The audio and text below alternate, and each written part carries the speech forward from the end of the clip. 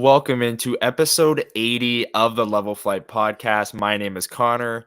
I've got Brian here with me today. Brian, 80 episodes. How we doing?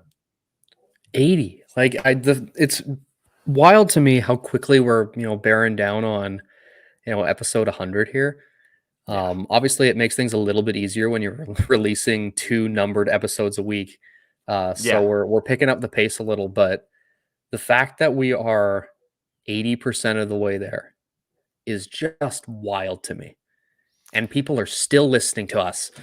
Yeah. Which is the most wild part. Yeah, it's been an absolute ride. Thank you to everyone. 80 episodes is another milestone for us. It's super exciting. The Pierre-Luc Dubois episode, the Nick Antropov episode, whatever you want to call it. But from myself, Connor, Brian, and Elliot, who wasn't here with us today, we really appreciate it. And let's get into episode 8. We got a games to talk about. If you're here on YouTube, you'll see I'm throwing it back to the old days, throwing it back to like episode 1 days. I don't have my green screen behind me. And I have like this one crappy light, but hey, the show must go on and we're making it work. And I One of got these the days, Moose jersey hanging I up behind I me should here. haul all my recording equipment back to my parents' place into my old room Yeah. and Yeah. just set it up on the chair there and just record there just for old time's sake. Absolutely. Yeah. And then man, that would be fun. That would be fun. Or we go back in studio. That would be a Yeah, real throwback. Going back in the CMU studios. But anyways, figure out a way we to have record it like video because that. Granted, it might be a little better now because they've reorganized it in there. So maybe true. we could actually do that now because it's more of a round table. Stay tuned. We might we might have to workshop that and figure that out over the next couple weeks We're here in the as we lab. inch towards the playoffs. Yeah, we're in the lab literally. Let's get into this game. Last night, the Jets losing 4-3 in overtime to the Edmonton Oilers. Their fourth straight loss. This one a little bit different from the others. They at least secure a point in that Western Conference playoff race. Brian, what were your initial thoughts from this game? I mean, Rick Bowness summarized it: a great first period, an awful second period, an even third period, and then overtime is just kind of overtime. And we'll have more thoughts on overtime later on in the episode, but let's focus on the first 60 minutes for now. What did you like? What did you not like about the Jets' play? The issues that I had are issues that on a different scale we've had over this last little stretch here where the biggest thing for me is there's no consistent effort.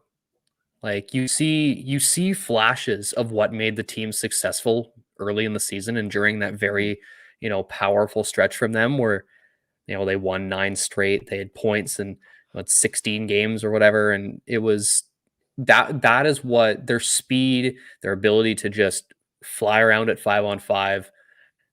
That's why they were, the top team in the league over that time. But then one hint of adversity, the Oilers, come back and score, and it's like Mm, that jump turns off. Like they lose their ability to keep up. And against the McDavid Oilers, you can't afford to fall behind in speed because if you start getting into a track meet with them, I get worried. But they really lose that game because I mean they're up 1-0. They almost score again. I think it was Nino mm, had a great yeah. chance right after that. Then the Oilers come back and score, and then yeah, it was a different team out there. And I think the biggest issue that I've had is um, recently they get away from the identity of what made them successful very quickly and very easily. And I don't know if that's like a coaching thing. Like you have to somehow find a way to get them to not abandon that the second they get down, because if you start facing adversity, which is the entirety of the NHL playoffs, you're not gonna succeed at all. And we saw last night that they gave up 3 goals because they just abandoned their game. Yeah, and the identity part you talk about there, like it feels like this team still has an identity, but they've kind of lost it. Like their their 100-mile-an-hour fastball that they had in their prime is now at like 96. Like like they had it for the first period, but then they got absolutely shelled in the second. And then to start the third, they weren't great either. And then they came back and made it a game. And it's like, oh, okay, so maybe it was just a bad second period, and then overtime is overtime, whatever. But man, that first period, like it ends 0-0. It was Winnipeg Jets hockey. Like they were all over the Oilers. The shots were 7-1 off the jump. Like they came out with a ton of jump. Uh, they were skating well. Like you said, that speed factor when this team's not skating well, it is bad. And the puck management is a huge issue as well.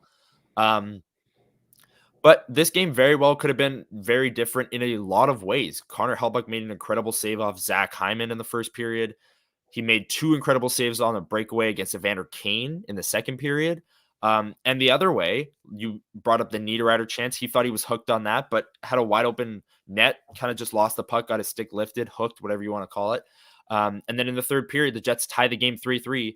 Very next shift, Adam Lowry has 2 shots in the slot.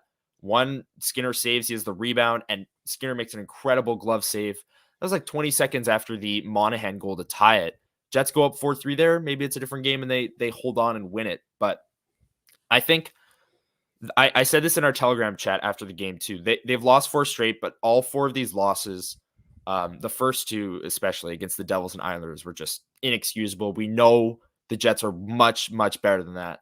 The last 2 losses against Washington and Edmonton give me more hope that they can return to that form and return to that over the next 10 games heading into the playoffs. The rest of this homestand is going to be huge. They have a day off today, Wednesday. You're hearing this Thursday morning. They'll play Vegas tonight. We'll do a quick preview at the end of the episode, but they need to rest up. They need to show their first period selves more often, and not the second period version, because the second period version was the New Jersey, New York Islanders version that we saw.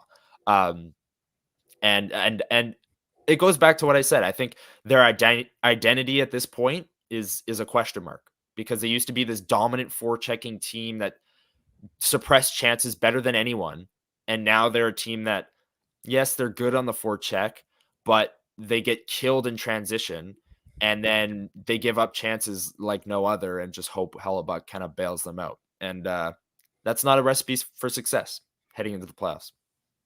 What else do you have on that game from last night? I want to bring up the power play because Right. Yes. it felt like a waste of time last night. And Yeah. I started like isolating a little bit. Have you noticed that they've stopped going away from the low to high again? Like where Toffoli is? Yeah, I feel like they're Mm. not running it through him nearly as much as they need to. Because As when they they do were at their Velarde. best, when they started resurrecting their power play from, I see, like the whole thing is when something's 6 feet under, it's been buried.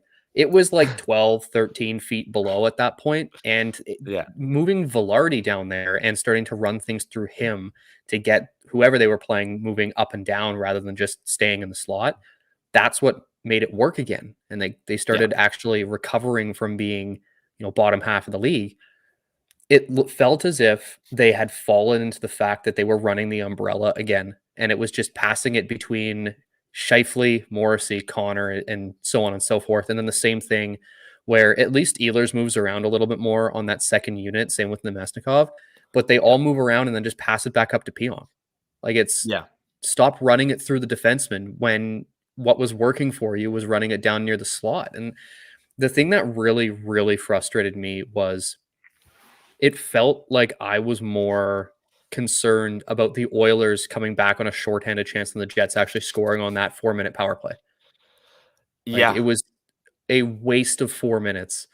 And at this point, like I do truly wonder: is there should the Jets start lobbying for the ability to decline a penalty? We're back to Because that I think it point would be where better. we're back to that point. Middle of the season, we said that too. And then Velarde goes out, and that's that. We should mention, you brought up Gabriel Velarde. He skated that Yeah, morning, Tuesday morning. just terrific news. Terrific news in a regular contact jersey. Rick Bowness saying after the skate that his spleen is back to its normal size. It was an enlarged spleen, so it's back to normal. Again, we're not doctors. We're just relaying the message here. But what I took from that is he's good. He's medically cleared to go. He's in a regular jersey. He can take contact. All he needs to do at this point is get up to speed, get his conditioning right. And that is just fantastic news. Terrific. We still got 10 games till the playoffs. I wasn't expecting anything until game 1 of the playoffs. So this is great. No rush to bring him back, but kind of a rush because the power play really needs it.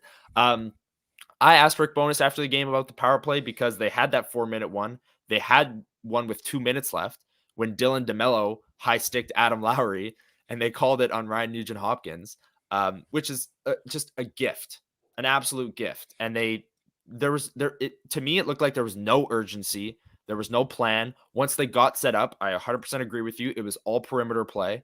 And the thing that Rick Bowness said is there was no puck support when they were trying to enter the zone. And then when they did support the puck and dig it out of the pile, they couldn't make the next play to get themselves set up, which was also a massive issue. They couldn't get into the zone on that 4-minute power play. When they did, they overpassed. But getting into the zone, they just dump the puck in on a power play. That's like That is probably my biggest pet peeve because you're just giving the opponent an opportunity. You're just turning the puck over willingly. Yeah. There was a point on the 2-minute power play to end the game. The second unit came out with 40 seconds left in the hockey game, which also I don't agree with. There's 40 seconds left in a tie game. I don't care how tired your top guys are. I'd leave them out there. Anyways, second unit comes out. Nikolai Ehlers tries to make an entry into the zone and gets like two Oilers stand up at the blue line. So what does he do? He dumps it in. He rims it around. It goes all the way around the wall. The penalty killer waiting on the wall is Leon Draisaitl. Guess who the main forechecker coming in is for the Winnipeg Jets? Is it Cole Perfetti. Cole Perfetti is the number one forechecker going up against Leon Draisaitl, probably the most powerful player, in the NHL. And he's asked to win that battle, to retrieve the puck, to make the next play, to then set up. Like, it just feels See, like this is so why many people things. like look at Perfetti and be like, he can't win the board battles. Like, no one's winning that battle. No. And then Rick Bowness, what he brought up, lack of puck support, 100%. Perfetti's in there all alone. And Draisaitl makes an easy pop pass to the middle. Matthias Ekholm claps it down the ice. And we go to overtime. And it's like, well, you kind of just, throw your hands up in the air and say, we tried? Like, no. You rim the puck around for Cole Perfetti to forecheck on Leon Draisaitl. That's bad. Like, this is bad planning. But the power play, yeah, I had to ask him about it because Niederreiter also said they just didn't shoot enough. So they There was a had lot of different like, answers. There was a lot. Yeah. well, my biggest issue is like, there's games where he does, but Kyle Connor just doesn't shoot like good shots on the power play anymore. Like, Mm-hmm. he gets the puck in the circle and he's got a good enough wrist shot that he can beat a goalie clean from wherever he is. He always tries to get it back over to Scheifele to give himself even more room. But I'm like, dude, just Gotta have a wire shoot it past first the guy. mentality. Shoot the Yeah. puck. Worst case scenario, you get a rebound and possibly someone's Toffoli's down there to, do something with it. Yeah. But you keep passing it across the ice, and like, I'm sorry, you're not prime Blake Wheeler that you're not going to be able to feed that through. And I counted probably close to double-digit times that pass through the slot in the power play led to an Oilers clear. Yeah. Yeah. There's just so many issues with the power play, and it's the same issues that we saw before they started running it through Velarde. Now Velarde's gone. Again, like the puck support thing, the entry thing, not going to be fixed with Gabriel Velarde. Once they're set up, that Gabriel Velarde will 100% help. He's one of the best players in the league around the net with his hands. So that'll But help. you can't be having these issues still at game 71. Like, at Exactly. this point, you can't expect Velarde he's been out for what, like a month and a half now. Yeah. You can't expect him to come back and resurrect it again going into the playoffs. Like, at this point, we have to expect that both the penalty kill and the power play, which we should talk about the penalty kill because once again, not great. Yeah. The penalty kill and the power play are going to be awful. So you can't take penalties and you can't draw penalties in the playoffs and hope that things stay at 5-on-5. Yeah. 100% agree. I one last thing before we go to break. You brought up Kyle Connor, and I want to talk about him in a second, but the penalty kill, I asked Bonus about the aggressiveness because the last couple teams they've played have been really aggressive on the PK, Edmonton included. Like, there's a reason the Jets couldn't enter the zone because Edmonton was stepping up the blue line. Every single dump in, every single retrieval, they were all on it and then easy clears, right? That's what we talked about with the Perfetti thing. It was the exact same thing. I don't know what it's going to take because the Jets PK is so passive. This is what I'm saying. Like Edmonton It's just back has to all looking like day. the Charlie Huddy running the penalty kill They days. just like they just enter the zone so easily. Whoever, it's not even Edmonton. Edmonton is a great power play. Sure, you get shelled by Edmonton's power play, whatever. You get shelled by New Jersey's power play, also a great power play. New York, like all these teams, like they just enter the zone so swiftly. They have all day to make whatever play they want. They They get set shoot up. away.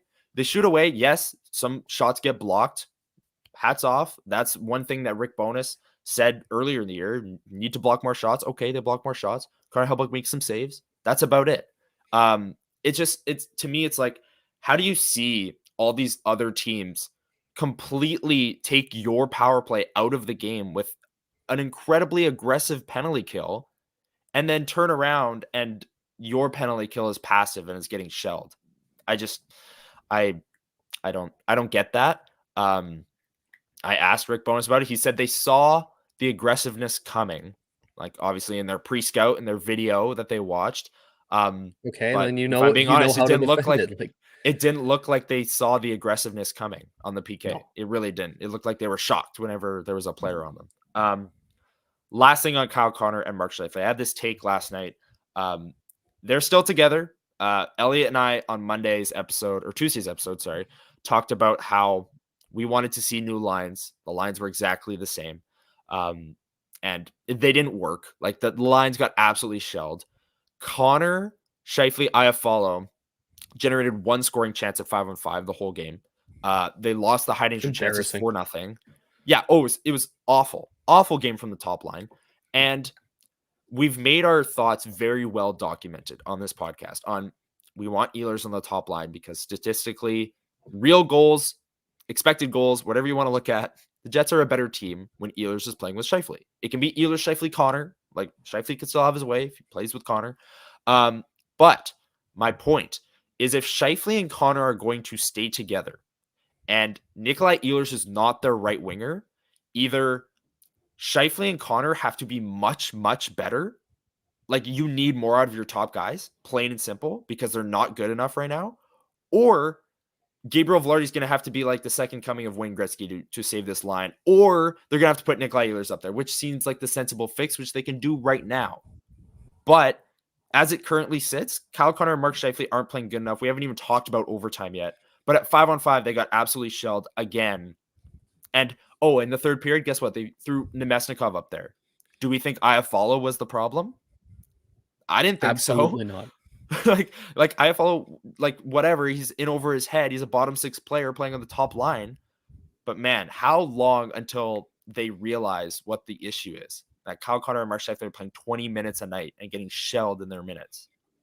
To be honest with you, I don't think they do. I don't think they will realize it because there's been enough evidence with that's the thing. Let's put aside the underlying numbers. Let's just like forget that like analytics exist.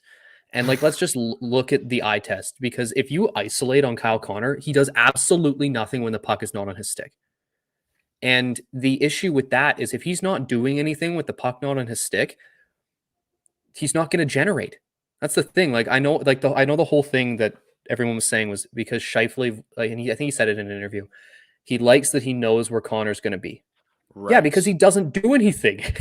That's the thing. Ehlers, you don't know where he's going to be because he's trying to find open space. Connor just glides around or out there, and he does the same defensively.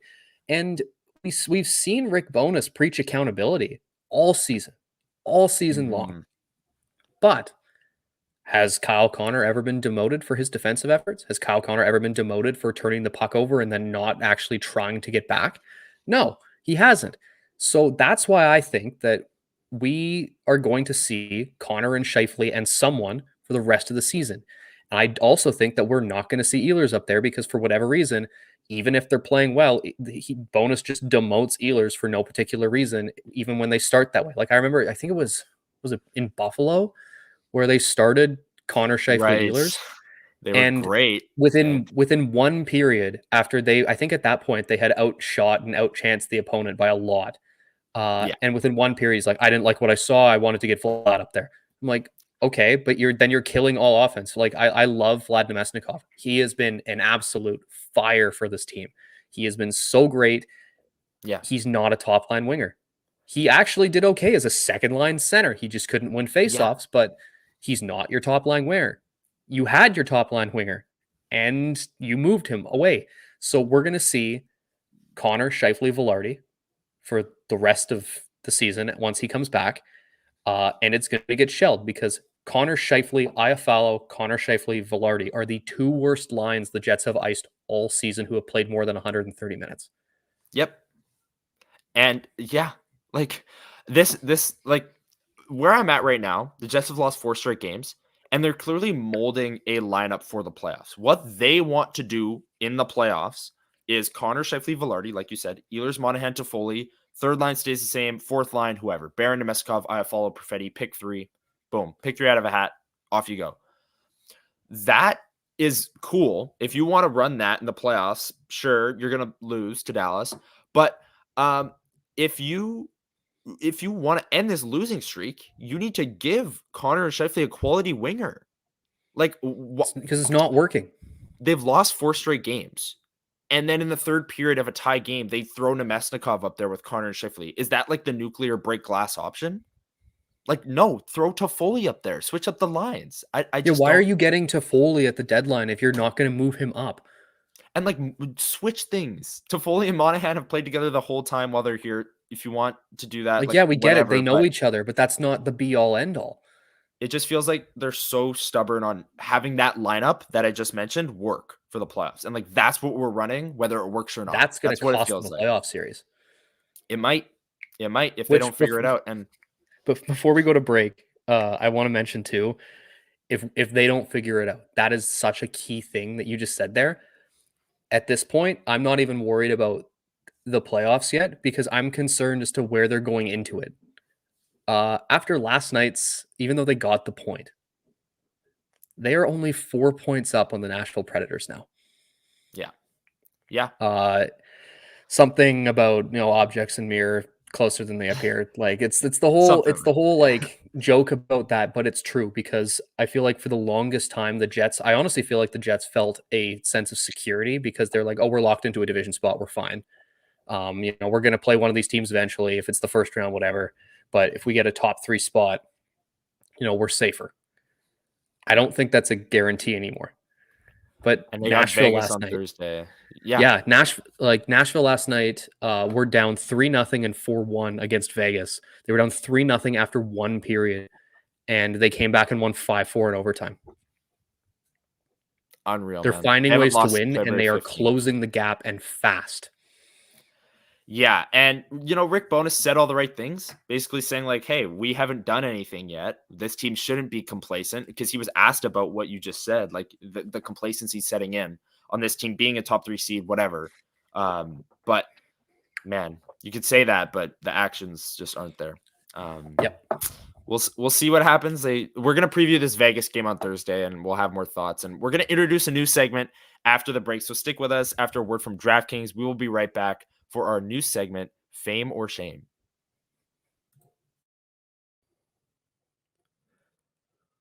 We know hockey games move fast, but with DraftKings Sportsbook, an official sports betting partner of the NHL, you can score faster than anything happening on the ice.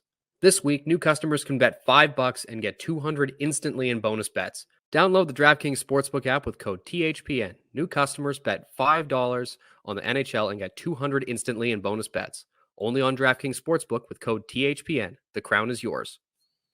Gambling problem? Call 1-800-GAMBLER or visit www.1800gambler.net. In New York, call 877-8-HOPE-NY or text HOPE-NY.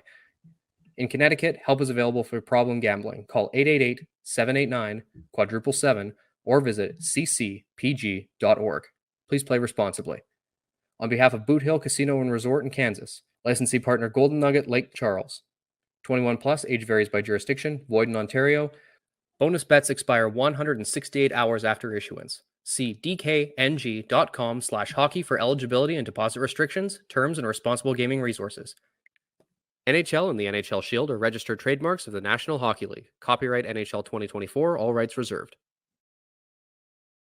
And welcome back into episode 80 of the Level Flight Podcast. My name is Connor. I've got Brian here with me today. Brian, we're introducing a new segment. This was your idea in the Telegram. I'll give you the credit.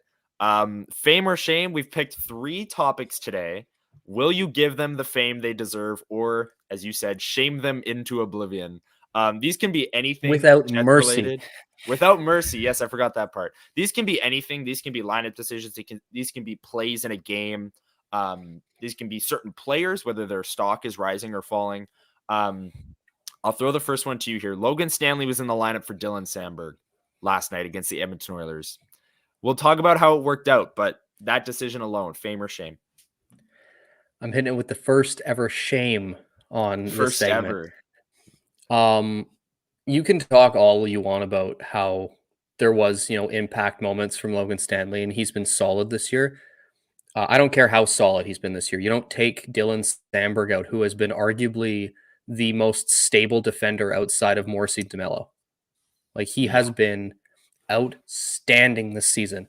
And you can talk all you want about, giving guys rests and everything. Taking Dylan Sandberg out when you're in the middle of a 4-game losing streak is not what's going to help you. Like, Logan Stanley firing it 30 times from the point, but not being able to necessarily, create any chances is one thing. Sandberg doesn't allow chances, especially when he's with Schmidt. Like, that's the thing. Like, we can talk all we want to about how the fact that they acquired Colin Miller, played him for 4 games, and we haven't seen him since. But Sandberg Schmidt is a known defensively strong pairing. So like you switch that up and it's not going to be the same. But also I don't care who he's playing with. Dylan Sandberg doesn't deserve to be, saddled in the press box. I don't know. I don't care about the reason. Unless he's hurt, he should be in the lineup. Rick Bowness or whoever made that decision, shame. There you go. Yeah. I'm going to agree with you on this one. I think bringing in Stanley is also puzzling. I mean, he played good. He had the fight, got the crowd fired up. Fine. But Dylan Sandberg being the one to come out is interesting to me for the reasons you said. One of the best defenders on the team this year. And Ken Wiebe of the Free Press, they do the Kenny and Rennie post-game show. I'm sure a lot of people have heard of that. But what he brought up last night is like, is this not like a playoff game? Like, is Dylan Sandberg not in your playoff game 1 lineup at this point, which would be a whole nother discussion. But like, that would be an entirely new segment. This is Edmonton at home. Like, why are you not icing your best possible lineup? You've lost 3 straight games. What is the I don't know what the decision making was there. Rick Bowness was asked how Logan Stanley played. He said he did fine. He did exactly what we asked him to do. Whatever. Kind of just shrug your shoulders and off you go. Cole Perfetti has gotten back into the last 3 games, Islanders, Capitals, and then the Oilers. All of them have been on the 4th line, 2nd line power play. Are you giving Cole Perfetti's play the fame, or are you shaming? I'm going to give it some fame because I was on the team early in the season of he needs to be given the opportunity to succeed because that's how you're going to grow him as a player. Then he had that stretch where he was just awful, and I understood sort of where the issues were coming from. Then they give him the chance to come back in. He had multiple conversations with the coaching staff where they would just pull him aside and talk to him. I don't think in the minutes that he's had, like, he scored against the Islanders. Like, I know obviously it was late in the game, but I think leading up to the Edmonton game, he was getting back to what he was. Cole Perfetti looked like Cole Perfetti to me last night in the minutes that he played. He was playing smart. He, helped that 4th line, which I've, really been appreciative of. They've been a very solid line. They were, generating some chances. They had some zone time. Perfetti was, doing his regular solid work along the boards. And then the 3rd period rolled around and he didn't have a shift until the late power play. And another one. I guess I'm faming his play, and for literally no particular reason, the coaching staff is shaming it because I think he's doing just fine. And there's all this talk about wanting to get him higher up in the lineup. Like during the, there's been other, like the points against like the Ducks and the And the Jackets, like they talked about how they wanted to move him up, but they said the other lines were too good. He's playing fine. Like, Yeah. why are you not taking the opportunity to try something when the team is struggling? Like in that second period, when they looked awful, maybe that's the time you inject some guy who can, pass the puck at a above average level to try and set something up. Yeah. Like, I don't understand their unwillingness to trust in the player when they clearly tell him that they're trusting in him and then they sit him for an entire period. Yeah, and then bring him in with 30 seconds left on the power play. Just kind of like, hey, go win us the game. That was another puzzling thing for me. I'm gonna give Cole Perfetti's play the fame as well, but not like a light fame, I think. Like Yeah, straight to he was DVD. fine. Like, yeah, exactly. Um, I think he's been fine. He played really well, I thought, against was it Washington, if I'm remembering that correctly. And then this game tonight, again, he only played 2 periods, but hey, he played decently in those 2 periods, generated a few chances, had a really nice like curl and drag wrist shot that Skinner saved. There's some improvement there. He's playing He's better not than bad he enough to get was. benched. Absolutely not. And it goes back to that Ducks. The quote I think you brought up was the game even before that, because the Ducks and Blue Jackets game he didn't play, which was another puzzling thing. It's just the way they've handled this. It's been interesting and catching national attention because Elliot Friedman was in his 32 thoughts said he wonders if the Jets will put him back in the top 6 because things are going so well. But here in Winnipeg, they're just going to keep rolling with the same lineup and hope for the different results. So that's what's Definition happening. of insanity. Yeah. All right. Last one here. The overtime, just in general, the decision to start Lowry and Appleton, the play I'm going to let you defensively. lead with this one. Yeah, I'll lead with this one, and I think I'm coming in a little less hot than you will, just off of prediction. Um, I don't like the decision to start Lowry and Appleton. Play like flat out. You're trying to create offense in overtime. You're trying to score first. You play Lowry and Appleton.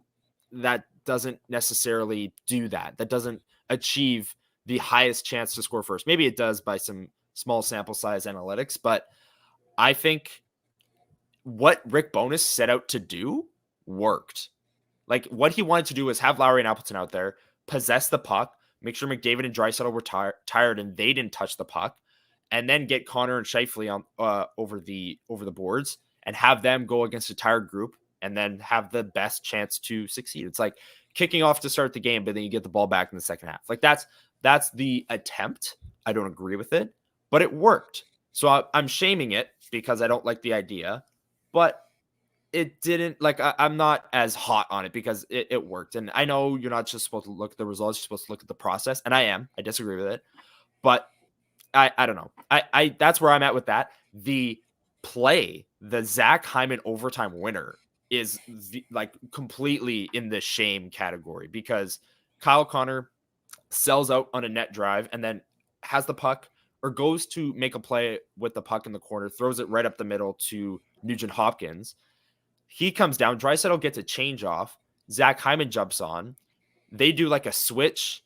Pionk and Scheifele don't handle it well. Scheifele flies by Hyman on the winner. Hyman is all alone. He had 2 whacks until he scored. He probably could have had 7 because he was just all alone. Pionk was tied up with Nuge, and Hyman was just one-on-one.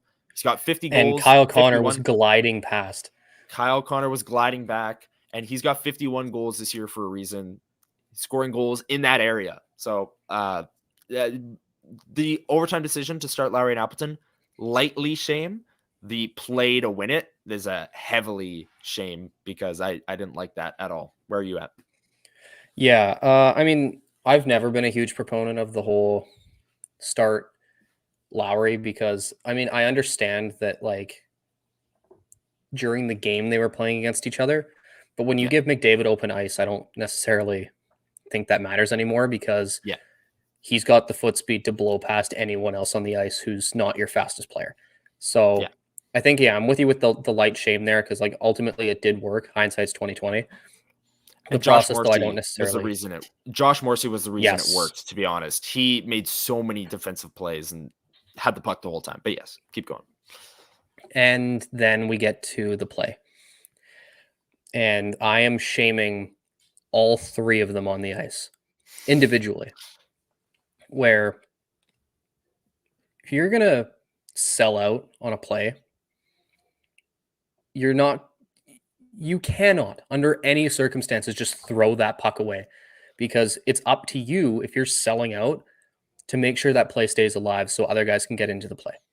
So step one there from Kyle Connor failed. Then there's the whole defensive switch where, I'm sorry, like, that is some low level hockey stuff with how nasty that switch was. Like, it was essentially like those two got too next to each other and we're like, oh no, we got to switch. So Yeah. not only did Scheifele blow past Hyman trying to recover that, Pionk was kind of in no man's land there. And then after his brutal giveaway, you see on the replay, Kyle Connor, had he just put a stride in, would have been able to get to Zach Hyman before that second whack. That ended up winning the game. But he's gliding, and then he just did a flyby and went back to the bench, and then they obviously went back to the room. But all three of you, shame on you. It's so like vulgar when you say it like that. Shame. Listen, it's the reason I wanted the segment, because it makes me feel like I'm deciding fates. Fair enough. All right, let's get like really rapid fire. The Jets play tonight against the Vegas Golden Knights. A lot of the issues that we talked about is what we're watching for from a Jets perspective, but from a Vegas perspective, like, how confident are you in the Jets going into this game if the lines don't change and all these things? Like, we brought all this up, but not thinking of that for a second. Where are you at with this game? If the lines don't change, I'm concerned that it's going to be another one of those close games that the Jets lapse with their same issues and then lose in some way. Yeah. Like, I am concerned about that. Like, Vegas has more holes than I think people give them, the light of day for. They did just blow multiple 3-goal leads to Nashville last night. So they're going to be coming in angry. I know that. And I'm concerned that if the Jets do the same thing as they did against Edmonton, and you open the door for, all their talented guys that they have, they're going to make you pay for it, and that's going to make the Jets just. I'm concerned about the adversity thing again. Do they fall off the second they, get pushback? Yeah, you know what this is what I'm concerned about, and it is, if they roll with the same lines and win, then does that give them enough confidence in these lines to roll with them the rest of the season? If they come out with the same lines, I think you're looking at your 5th straight loss, and going into Saturday against Ottawa, that should be the time to switch the lines. Just switch the lines. Like, other teams do it all the time. You think like certain players have played? You think this year Stamkos, Point, and Kucherov have been playing on the same line here and there? You think they've played together on the same line their whole career? Absolutely not. Absolutely not. So I don't. I think things need to change. And you saw the Oilers. Those lines are like, Draisaitl's up with McDavid sometimes. Sometimes he's not. Right? Man, like, it's puzzling. But we spent a lot of time on that, and we'll have more time to talk about that on Sunday when we have our seventh edition of LFP Live. That's going to be a ton of fun. Thank you, everyone, for joining us on episode 80 from Connor, Brian, Elliot. We really appreciate it, and we couldn't have done it without you making it this far. It's been an absolute blast talking about the Jets, even though it can get stressful at times, but it was fun today. Thank you for joining us. We'll see you Sunday, LFP Live. Check out our YouTube channel, the Level Flight just search up Level Flight Podcast on YouTube. You'll see the live scheduled Saturday night. Subscribe, notification bell, so you get a notification so you don't miss it Sunday morning. And we will see you all then. Enjoy the games this week. Enjoy the Vegas game. Enjoy the Ottawa game. And we'll see you Sunday. Have a great week, everyone.